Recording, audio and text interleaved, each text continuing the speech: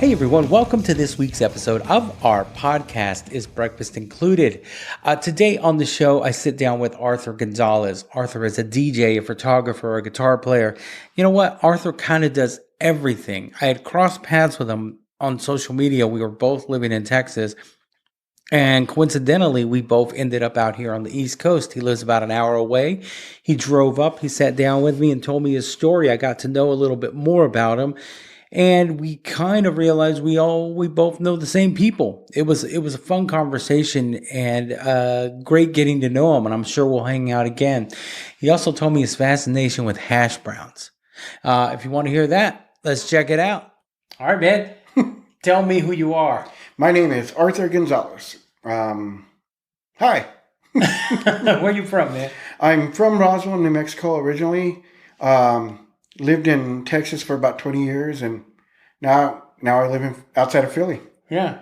And the funny thing is, this is where we connected. We're here in New Jersey Yeah. at my place. Yeah. You and I know a lot of the same people in Texas. We know a lot of the same people. You lived there for so long. I lived there all my life, and we're doing this here. We both migrated out east. And it's funny because I had heard your name in the past, just in passing. Oh, I got to go talk to Bernie, blah, blah, blah. Oh, so-and-so's getting on the road with Bernie. Oh, so-and-so's got to talk to Bernie for this. And at the time, I didn't, well, this is years and years ago. I didn't know who you were. Yeah. And then I remember, oh, my God. I almost want to say it was Eli Young. Did you work with Eli Young? I did. I didn't work with him. I used to cover for my friend Chief. Okay. I remember someone mentioning your name with Eli Young, and I stopped one day, and this is out in, I want to say by El Paso, in that area. They were doing a gig out there, and I stopped there and went, wait, you know him? And it just turned into, I realized that whole circle's a lot smaller than I thought it was. I started with Pat Green. Oh, okay. So I met all those cats in the whole Texas scene, and worked for a lot. I worked for Pat for 3 years. I worked for Jack Ingram for off and on for 3 years. Whenever he needed me, I'd come out there, and I used to fill in for. Yeah, in that area, those are some legendary names right there. And I filled in for Eli Young whenever their guy couldn't make it. Okay. He and I were really good friends. And then I left that whole Texas thing. Yeah, wow. I left it. Yeah, that whole Texas country scene, boy, they're pretty tight-knit, too. They don't let a lot of people in their little groups. It's funny. Some of them might be listening, some of them might not. When I left, it's like none of them would talk to me anymore. You left I left the... You left the mafia, man. It's almost like I left the crowd. And it was just in the last several years, I always kept in touch with Jack. Yeah. But yeah, it is like its own little crowd, the whole Texas Red River thing. They're a real tight-knit little group. They are. I remember... It's not a bad thing. No. It's kind of like... I wish Hollywood was more like that. Hollywood will let anyone come in there and pretend to be famous, and I watched a lot of crash and burning going on from that. Well, I remember this is the first time you and I have actually met. I think we've only been social media friends. Yeah, we've only been social media friends. But I came across you. I remember a band called Bon Jovi came to town. And who's that? My friend Takumi. Oh yeah, was awesome guy. Was the guitar tech, and he texted me and he's like, "You want to come down to the show?" And I was like, "I don't have tickets." He goes, "I got you, man." And I'm like, "It's too last minute. I can't make it." And then the next thing you know, within minutes I was on Facebook and I saw pictures by Arthur Gonzalez. Or you were taking pictures with my friend Russ Rojas. You had got them on stage to take pictures, and I thought, man, and then I started seeing your name. I was like, who is this guy? And he's like got his hands in everything. And I had been meaning to contact you. It's very rare to meet people who have their hands in everything that aren't on the road all the time. Like Grady's on the road all the time. These guys are on the road.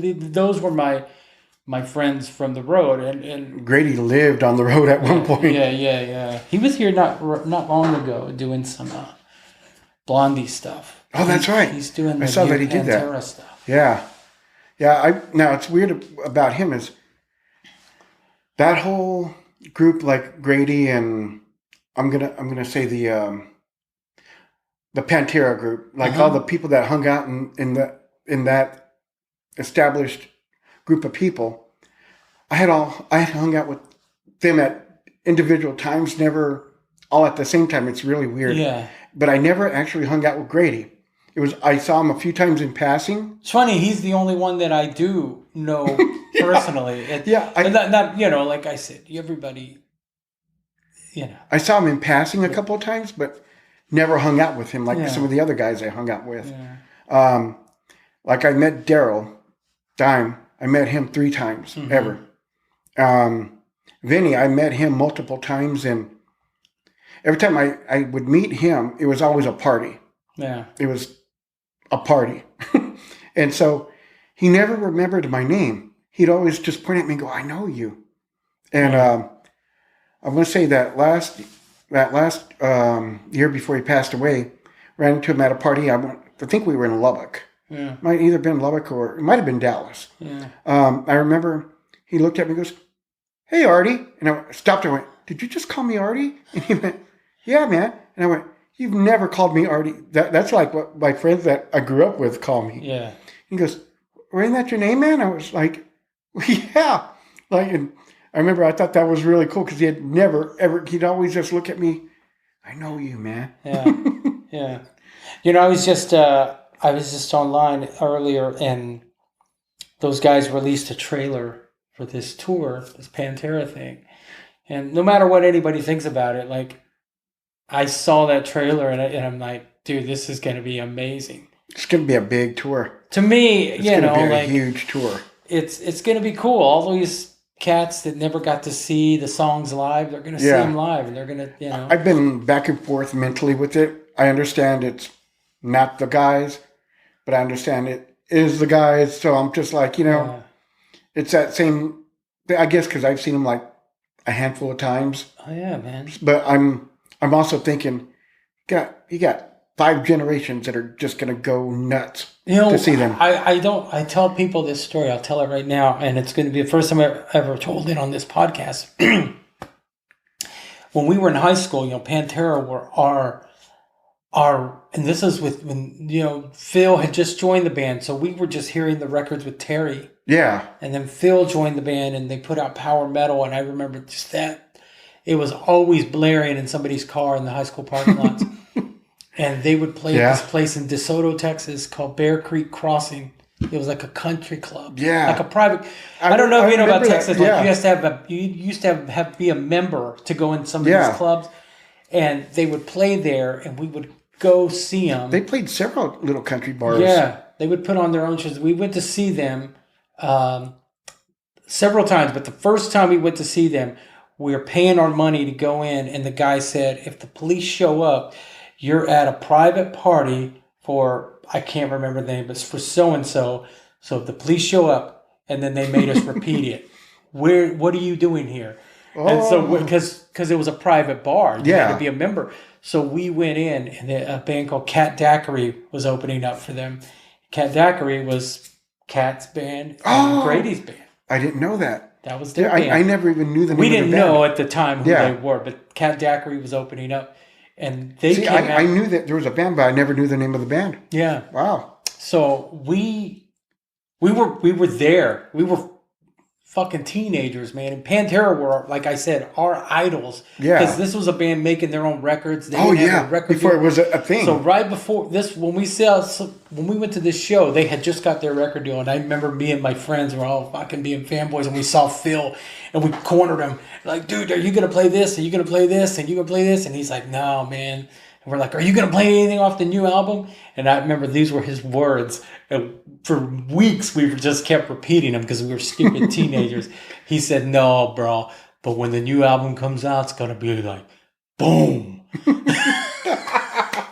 But I remember that night, they did play a little bit of Cemetery Gates. Oh. Just a little bit, just a little snippet. And then they said, that's going to be on the album. But anyway, we saw them a few more times there. We'd see them at the Basement. Then they were a basement band, and then we saw them at City Limits. I've even got video somewhere. I got a duffel bag. So I even have video with them at the basement. Yeah, I got called out a few years ago when I posted something about Pantera, and somebody called me out saying, "Oh, you want to support those racist fucks?" But dude, like if you didn't grow up in Dallas, if you didn't grow up in that DFW area, dude, that was a melting pot of people, man. Yeah, don't tell me about Pantera. Yeah, because. Like everybody and their dog were friends with them. That's what they say. But we grew up with them. We saw them become the biggest fucking band in the world. Oh, yeah. I was listening to them. I think my first album that I ever bought was I Am the Night. Yeah. That was when it very first came out. I bought that. Then I went back and bought Projects and Metal Magic. Yeah. And they were doing shows everywhere. I remember they even did a couple of little things out in New Mexico, just kind of hodgepodge things. And every time I would hear about them being somewhere, I could never go because I was a kid, and my parents were like, "No, you're not going to fucking go." Yeah. But when I moved to Arlington, and the first time I lived in Texas, it was 90.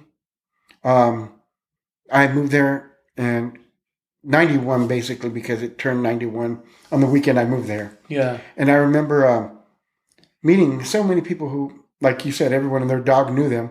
But at that time, it really was kind of true because you'd be at a party and these guys would show up. Yeah, they were everywhere. At local bars. They would check out local bands and they would help out local bands. They were not afraid to come over and say hello. They were really cool guys. I would never sit here and say like, oh, me and Dime were friends or me and Vinny, because I really never, as much time as I spent around them. Yeah. But the few times that I was around Daryl and in a place in a very close proximity, he treated you like you were the only person in the room when you talked to him. He was so cool. Cool. So I always say, like, I can always speak for how I was treated by him. Yeah. I was a runner. I used to work at a club called the Galaxy Club, and I was a runner. Oh, the Galaxy. Yeah. I was a runner for this guitar player. He's a famous guitar player. I don't want to drop his name. But Daryl and Zach came to his show that night because there was a guitar show in town and Zach was in there. And he came by and he slapped his dress and he's I was working the door. And he said, give this to him. I want him to come by. I'm having a party at my place. Yeah. And then he ran back in. They left the club. And then he ran back in. He goes, nope, better yet. We're going to the clubhouse. Bring him there. Oh, awesome. And I just gave it to his tour manager, and he goes, do you know where this place is? And I go, yeah. And he goes, well, you're driving us there. And so I got to go and be part of this thing. And that was, after that, we all went to Daryl's house. It was cool. It's something I really don't like to talk about because it was a personal moment for me. There. But I remember being there and him, the way he treated everybody in that house. And there wasn't many of us that were there that night. It wasn't like the normal big party. It wasn't many of us there. And he was treated us all like fucking kings. And it's not because we were with this guy. It's because that's who he was. Yeah. I can't, like I said, that was my personal experience with him. The few times I had ever been around him, that's how he was with me. He talked to you, not at you. Exactly. And he didn't care. He's just going to be cool. And being kids, like I said, that grew up in that area, that saw their fucking rise. With one more Daryl story, and then we'll move on. Okay, yeah. My friend Javier, he's one of my oldest. He's more like a brother to me.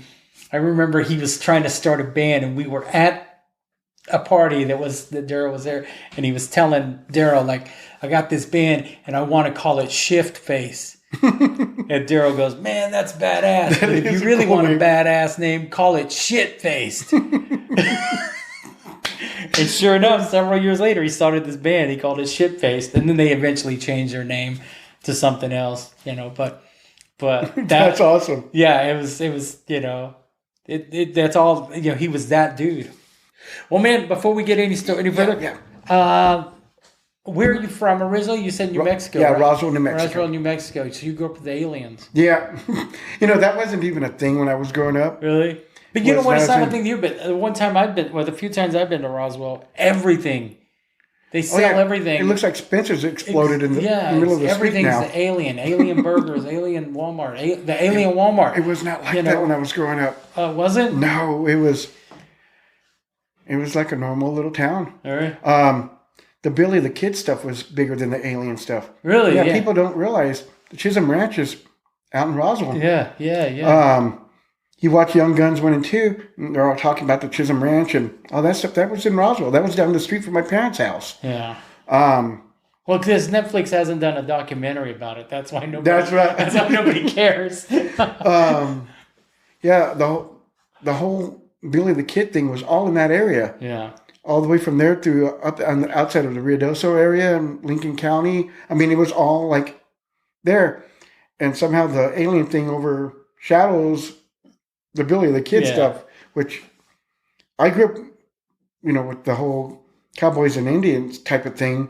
So I always thought the Billy the Kid outlaw stuff was really, really cool. Yeah. Yeah. The alien stuff, I just thought was like, yeah, whatever. I was a little bit into both, like I've got a couple of books about Billy the Kid, but the UFO and that stuff really had me when I was a kid. Yeah. I was obsessed with it. Oh, dude. Yeah, I think my senior year, I'm pretty sure, maybe it was my junior year. I don't know. Unsolved Mysteries came out there, and they did a segment on that alien crash and the whole 9 yards. And so funny, some of my friends were in the Unsolved Mysteries thing. My friend Roy and I were like, well, we didn't get picked to be in that. Shit, let's get in our car, man, let's go. So we jumped in his car in the middle of them shooting. We literally drove through right by where they were shooting, honking the horn and waving. And I remember that they didn't think it was too cool. The 50th anniversary of the UFO crash, I want to say that was like 93-ish in there. Yeah. And it was a who's who of rock stars, comedians, superstars. Out there. Yeah, because they were all scheduled to be at different things. Or comedians from Saturday Night Live out there. I mean, it was just all kinds of stuff. I got to jump on stage and perform on one of the MTV stages because a band didn't show up, and the production manager was freaking out, and he's like, I don't know what we're going to do. I don't have a band. I need 45 minutes to fill the slot. And he looked at me and goes, do you know of a band? And I went, I could do that. And he went, what? And this is back before playing to tracks was a thing. I was doing little gigs out there, and I would put my stuff on a CD, and everything was recorded in the recording studio that I worked in a music store that had a recording studio in it. And I would record my drum tracks and my bass lines, all my stuff in that studio. Then when I would go do my gigs, I would have all my stuff there. So I would play the guitar and sing live. You play everything through the PA? Yeah. So the guy's looking at me, he's like, okay, well, you'll be up after this guy. And I went, oh shit, here goes, it's real. So yeah, I got to do that. Meanwhile, my metal band that I was in, that I was no longer in, were in the downtown area playing, and they had, I'm going to say a couple thousand people because we were on an open soccer field. They had a few hundred people crammed into an alleyway where there should not have been a couple hundred people crammed in there. Yeah. And they're on the stage, and they got all the press because they moshed. They started a mosh pit that was so big they ran over the mayor. Which I still think it's funny as hell. But yeah, between all of that going on there, that was about the time the alien stuff just went out of control, nuts. Everything. Yeah, like I said, alien. I think my first time going out there was 2007. Yeah, everything was definitely And alien by then. everything was alien this. Did they have the alien McDonald's by then? Yeah, that's what it was. I said alien Walmart, but there is an alien Walmart. Yeah. There's like, but the alien McDonald's, everything. Now, see, it bothered me that they did that to that McDonald's. That McDonald's was the only McDonald's in America, the only one that had glass, or I don't know if they were glass. I think it was plexiglass walls with every little toy from every Happy Meal ever in that place. Really? It was the only one in America that had that. So they had every Happy Meal toy in there. And they tore it down and made it look like a big UFO. And I'm like, why couldn't you get, why? No, I was a kid and we would have killed to fight to get those little Happy Meal toys. And they just, I don't know, discarded them, I guess. I don't know. So from my limited research of you, you're a DJ, you're a photographer, you're a videographer. How did you get into this business? Like, because you do it all. You do a little bit of everything. Liaison, you know. I started off by being a grunt at shows in Roswell at that music store. They had a live production thing. I was the guy who, go get this, go get that, carry this, bring those lights over here. Hey, roll that over here. No, don't touch that. Get away from the board. Yeah. I worked my way up to being the guy who started running small things. I learned how to use this mixing console. Then I learned how to run that lighting board. Then I learned how to program intelligent lighting. Next thing you know, I'm working the lighting console for bigger shows. And as that would progress, the bigger the artist got on the rosters, I would make friends with not only the artist, but with the management. And I would use my contacts with them down the line with what I was doing when I was playing somewhere. Hey, do you guys have an opener? Cool. Well, if you need someone to fill in, and I would squeeze in. Yeah. So out of necessity, I couldn't find, on short notice, I couldn't find a bassist or a drummer or whatever. So that's how I started recording my parts and using them live. Because, in those little areas, it's hard to find someone that can learn a whole set in one day or a week or whatever. Those kind of people didn't exist in those little towns. So when I would go do these shows, there would be sometimes I would be doing production for a show like lighting or even sound. And I was on the bill to play. So I would have to have someone fill in for me to run whatever while I went and played. I got to play with everyone from Blue Oyster Cult. Did think Rick Trevino one time. Like it was everything from like country to hard rock. Yeah. And I would make contacts with everybody all the way through it. And so I worked my way up to where now I was doing production, full production and promotion. So I got to work with famous comedians, people who weren't famous at the times, who became famous throughout the years. And I never lost their contacts. I always stayed connected to them, not because of the business itself, but because a lot of them were just cool people. So we became friends. And it would be funny. I'd run into people on the road, like various people from the rock or the music community. I don't want to say rock because everyone bounced from different genres. Yeah. But from the music community, I'd run into them while I was on the road doing the comedy stuff. When I was doing production for comedy, I was trying to get out of the music business. Yeah. No, you can't completely get away from it. You learn eventually it's all just one big business, right? Yeah. So, in the course of all of this, I would need, and keep in mind the internet was still a baby at the time, but I would make promos that I could post on MySpace. It's way back then. And I would make these little promos and I'd have my little digital camera, like a little Kodak digital camera. This back when Kodak was still making digital cameras. And the video wasn't too bad. Back then it probably would have looked good. And I learned how to make these little video edits with some Windows thing. And I could make these little promos to promote a gig that we were going to do that night or whatever. And I would get these comedians to do these little promos. And they would be like, oh, that's really cool. Hey, do you do photography? And I'd lie. Yeah, I do. So I would shoot. I'd shoot various comedians. Sometimes I'd shoot bands. And I had to teach myself how to do that. I knew how to do a little bit of photography. And I had a little bit of photography equipment. But I didn't know pro level stuff like they were wanting. I just learned how to, I had a friend who taught me how to use Photoshop. So I can manipulate my pictures and they would be like, oh my God, these are amazing. And I'd be like, yeah, that's right. I did that. And so that got me further into the photography end as well. So now I'm branched into the live playing, into production and photography.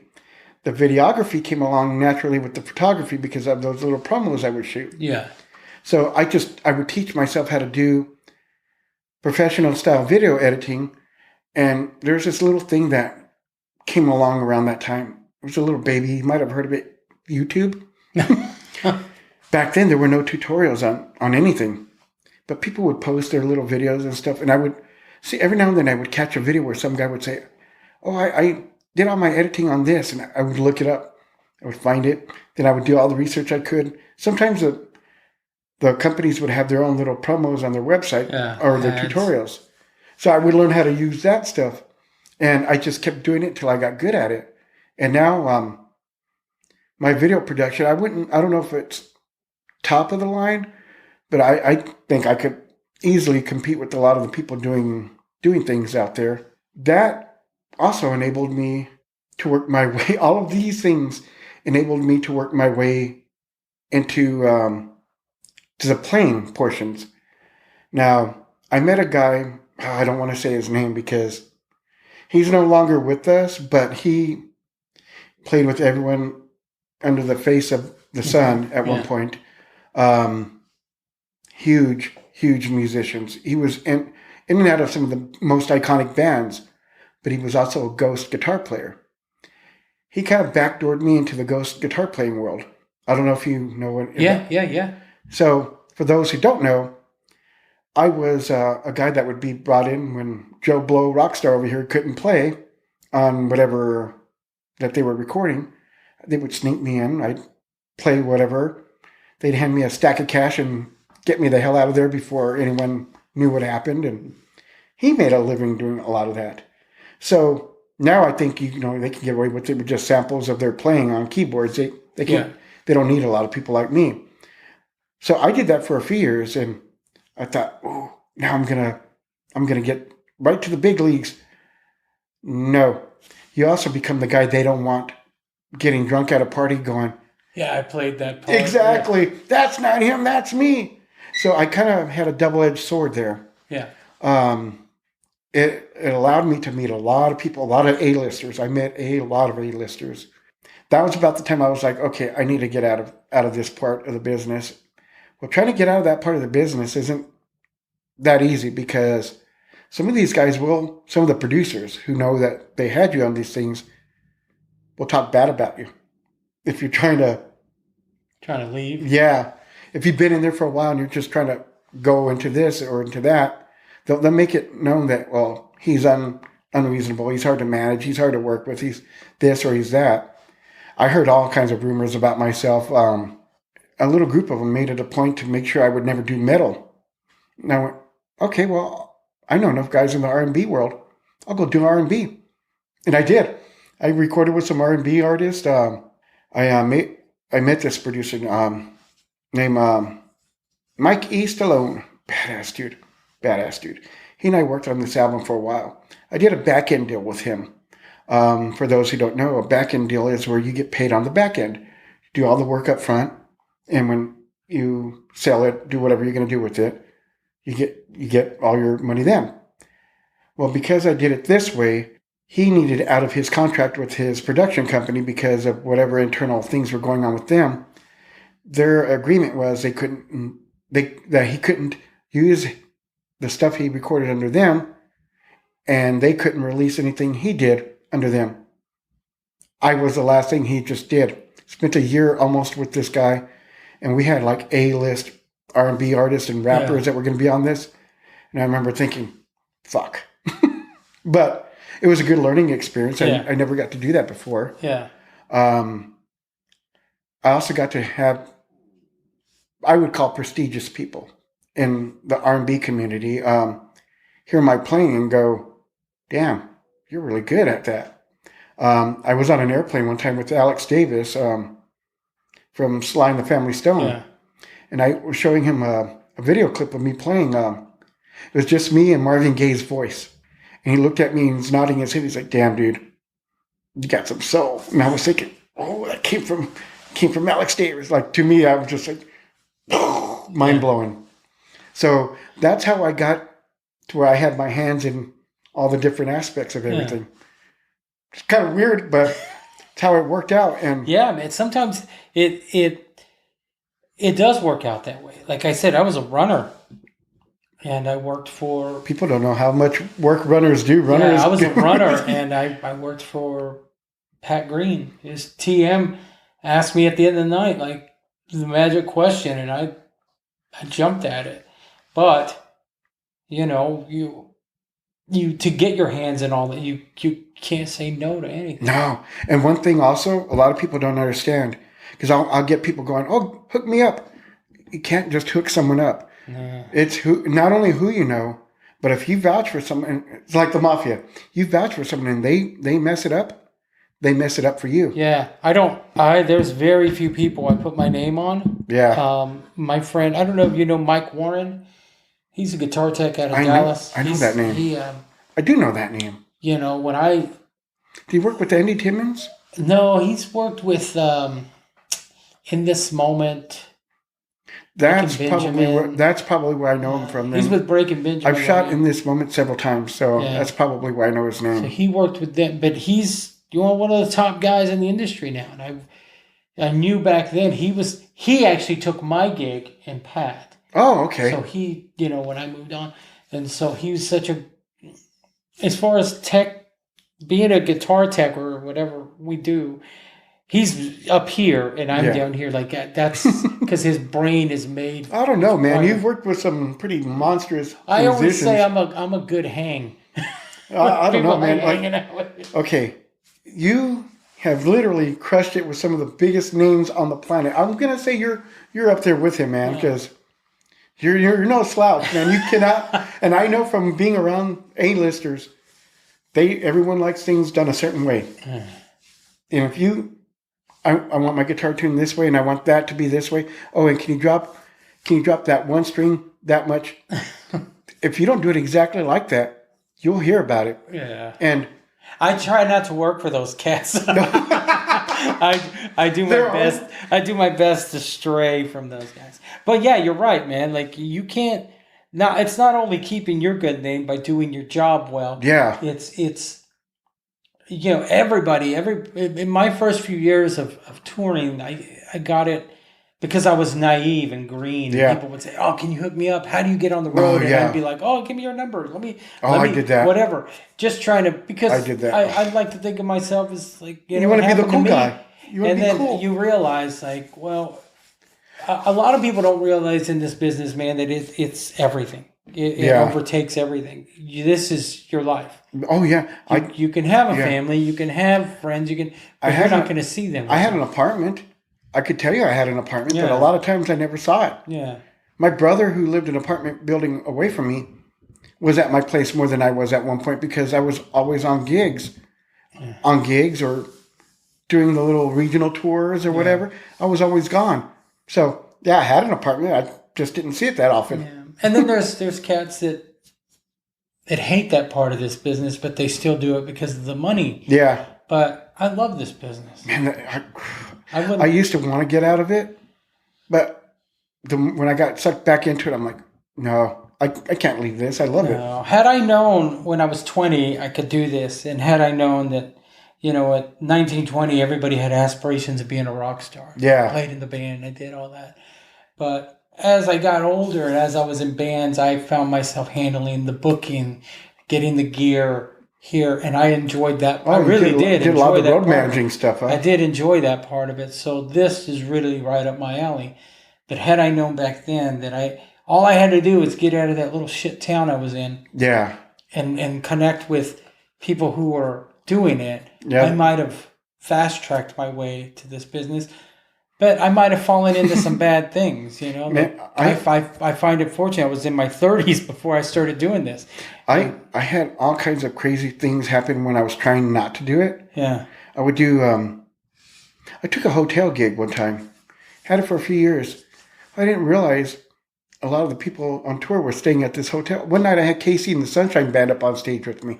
Like, I mean, it was just, every time I was trying not to do things with the music business, something would happen and I would be right back in the music yeah, business. Exactly, man. It happens like that. So, but I will not. I always my reasoning. I say there's so many people out of work. Yeah. And there's so many people that do jobs that they just fucking dread. Yeah. Like I get to just. God dang it. I mean, there's a lot that goes into the gig, but I get to tune basses for a living. Or how many times you get to watch an artist you love playing your favorite songs and getting to jam out to them, because a lot of people would kill for that, and you're like, even watching an artist you don't love is better than working a fucking 9 to 5 you hate. You know, like I've worked for artists that I don't particularly care about their music, but in the end, you become like I wasn't a big Dee Dee fan when I first. I say that, but I liked all their songs. Yeah. But now, you know, I get very defensive if people talk shit on Dee Dee. I wasn't until probably the Wedding album. Then I started listening. I'm like, ooh, wait. And that's part of what, on Pete Thorne's live stream last week, that came up, and he mentioned that as well. Yeah. He wasn't a big fan, because a lot of us were metalheads. Back then, it was like that kind of music was always associated with the wimpier guy. Yeah. It wasn't the metalhead. But I knew, like, down the years, like, I would hear this metal dude going, dude, Duran Duran's badass. What? Listen to the bass line on Rio, or listen to this, or listen to the guitar part. And I started listening. And I remember I used to be the closet Duran Duran guy. Like, I like that song, but I can't tell anybody. Or I still love them, Simply Red. And I remember finding out that Daryl loved Simply Red. And I'm like, is it cool to like Simply Red now? I mean, if Daryl likes them, I guess I can like them. Like, and then it just became, it didn't matter what you liked as long as it was good music. And that's about where I'm at now. If it's good, that's all that matters. And I love Duran Duran now. Like, I'll hear Hungry Like the Wolf, and I think, man, that drum pattern in the middle break, man, who came up with that? That's so killer. And like, I mean, I'll hear things like that, or I'll hear guitar phrasing that you don't hear in metal with them. And I'm going, that reminds me of like punk stuff. And then I found out that they came from a punk world. Yeah. And I'm like, okay, now my whole thoughts of them, they were like the Police. I hated the Police. Then I found out they came from a punk world. And then I would hear the elements of punk in their playing, and I'm like, oh. Yeah. Now I got that whole reggae drum thing going, you know? Yeah, so now it's like... Reggae punk. So I would hear things from these bands now that I didn't listen for in the past, because my mind was pretty closed. And it was just metal. I didn't realize that all of these bands came from a lot of the same roots that the metal guys came from. Yeah. So my whole outlook on it now is just... I always say it either came from Elvis, the Beatles, Zeppelin, or Kiss. Yep. You know, like, it came from one of those, like, depending on your age. I'm going to throw Judas Priest in that mix, too. Well, yeah, no, of course, Priest and like... That whole core era. But, you know, like, depending on your age, you either saw Elvis, or you saw the Beatles on Ed Sullivan, or you heard... I always say, like, when you put Led Zeppelin 1 on the turntable, the first thing you hear is that fucking Good Times Bad. That's the first thing anyone ever heard of Led Zeppelin. Like, how can that be denied? Wow. You know, or Kiss, you know, like, I think I've heard Kiss being referred to as the gateway band.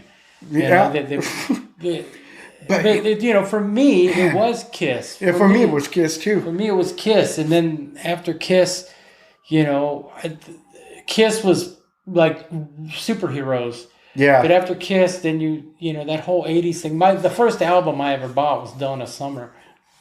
You know? And then it was later in my like 6th, 7th grade, I was introduced to like Quiet Riot and then Motley Crue. Yeah. I was in 6th, 7th grade when my buddy down the street came over with the Quiet Riot cassette one day, and he was like, you got to listen to this. And I remember right when I first heard it, I went, whoa.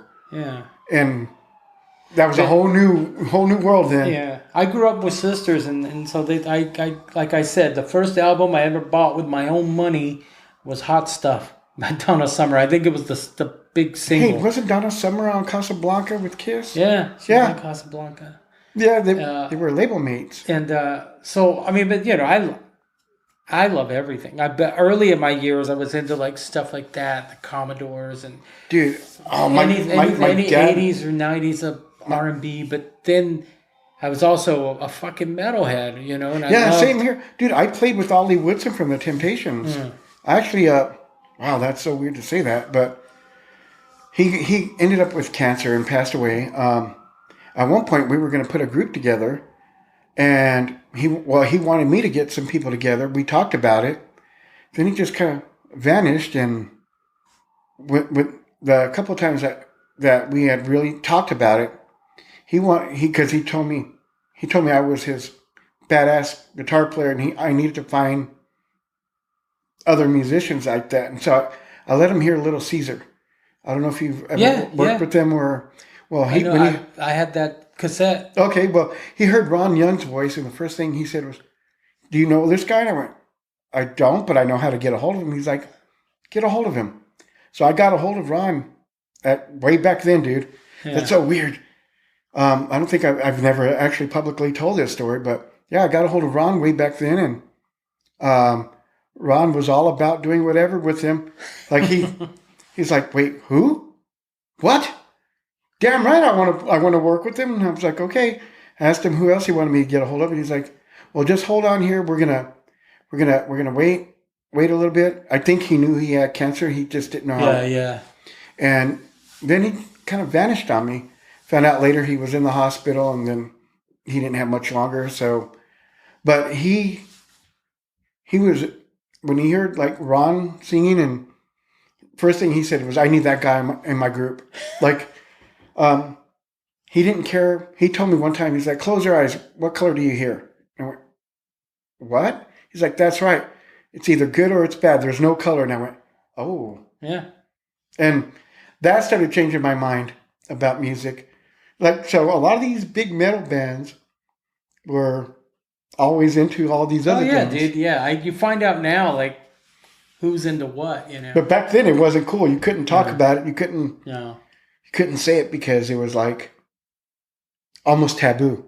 Yeah. Well, it's a different time, as they say. Yeah. Yeah. And I wouldn't change it now because I wouldn't have all the knowledge I have. Yeah. And I wouldn't have made the friends I made in the industry. Yeah. Well, man, thanks for doing this. Oh, thank you for having me. This was awesome, man. Yeah. Way killer, man. Yeah. You know, the podcast, it's called Is Breakfast Included? And if it was included, what would you have, Arthur? Well, first of all, I'm a sucker for hash browns. I got to have hash browns in there. Actually, it wouldn't matter as long as hash browns were involved. As long as I got hash browns, I could live on hash browns. Who's your favorite hash browns? Now, if you didn't just immediately answer Waffle House, I don't know if I can call you a true Texan, well, bro. Well, I'm not from Texas, so I can get away with that one. Well, Waffle House is in Roswell, too. Is it really? Well, it's in New Mexico. I was going to say, I don't remember one being in Roswell. Actually, I don't think I ever had hash browns at Waffle House. I always had pancakes. All my Waffle House experiences were really drunk, so I don't remember any hash browns. Okay. This is back in the 90s, man, where Waffle House, let's go to Waffle House. And we'd go and inhale whatever we had on our plate. Well, if you ever see a Waffle House, they have the best hash browns. Scattered and covered is what I get. I would definitely do the hash browns when I'm at a Waffle House next time then, so I can confirm this. All right, man. Well, dude, thanks again. Oh, thank you, man. This was awesome. You're in my first official podcast. All right, brother. I mean, I've done magazine interviews and I've been in different magazines, and I've done things like that. I've been in videos that ended up on other people's stuff, but I've never done a podcast, so this is really cool. Well, here you go, man. Right on, man. Thanks a lot, brother. Thank you, brother, man. Right on. Arthur Gonzalez. You can find him online on his Instagram, officially Arthur Gonzalez IG, all one word. It was a lot of fun getting to know Arthur. I'm sure we're going to hang out again. Check him out. it's kind of weird. Like I'd reached out to him not knowing he was out here, and we're literally right up the road from each other. So I'm sure we'll hang out again. Anyway, guys, I am done. Have a great day. We'll talk to you next week.